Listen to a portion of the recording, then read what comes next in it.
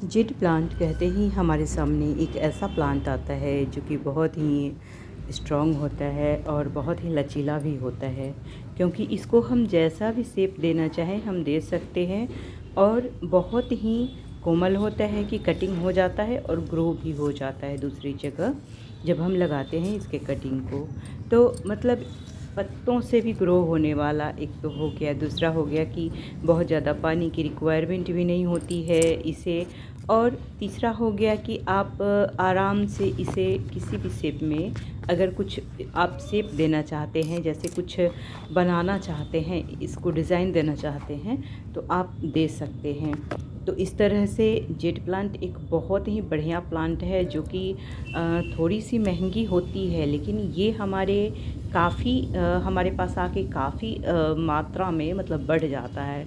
जैसे कि आपने 10, 20, 30 जितने भी कटिंग किए हैं फिर उसको लगा दीजिए, तो उतने प्लांट आपके ग्रो हो जाते हैं और मरने का चांस 0% ही रहता है, क्योंकि अभी तक हमारे साथ ऐसा नहीं हुआ है। बाई चांस कभी ऐसा होता है। तो इस तरह से आप एक जेड प्लांट को अपने गार्डन में ऐड कर सकते हैं और बहुत सारे प्लांट हो जाएंगे।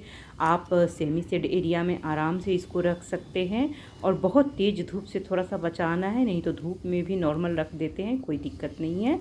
पानी 8 दिन पे 10 दिन पे पटाइए। और खाद में सिर्फ मैं चाय की पत्ती ही देती हूँ, फ्रेश चाय की पत्ती देती हूँ, मिट्टी के अंदर गुड़ाई करके और पानी डाल देती हूँ। तो इस तरह से हम जेड प्लांट का केयर करते हैं। और जब भी इसके कटिंग को हम काटते हैं तो कटिंग को ज़रूर दूसरी मिट्टी बना करके फिर लगा देते हैं। जो यूज चाय पत्ती होती है उसके मिट्टी बना करके लगा देते हैं और फिर उसमें 1 चम्मच चाय पत्ती डाल करके और गुड़ाई करके और फिर हम डाल देते हैं पानी, या तो कभी कभी लिक्विड भी घोल के डाल देते हैं जब हमारी गुड़ाई करने के लायक नहीं होती है जगह, तो आप लिक्विड भी बना करके और डाल दीजिए। तो इस तरह से हम जेड प्लांट का केयर कर सकते हैं, चाहे वो साबुन का डब्बा हो या कुछ भी हो। तो हम लोग ऐसे कुछ भी छोटे बड़े चीज़ में हम इसको लगा सकते हैं। जितने हम छोटी चीज़ों में कटिंग को लगाते हैं, ग्रोथ होने का चांस उतना ही बढ़ जाता है और बढ़िया से ग्रोथ होता है। ज़रूरी नहीं है कि हमें बहुत बड़े पॉट चाहिए। हमारे आसपास में जो भी हमारे सराउंडिंग में जो डब्बे हैं उसमें बस होल कर दीजिए ताकि ड्रेनेज रहे, पानी निकासी का जगह रहे, क्योंकि इसमें पानी जमा नहीं होना चाहिए। इस पौधे को बहुत नमी की आवश्यकता नहीं होती है। अगर हम नमी रखते हैं तो ऐसे में हमारे पौधे ख़राब हो जाएंगे।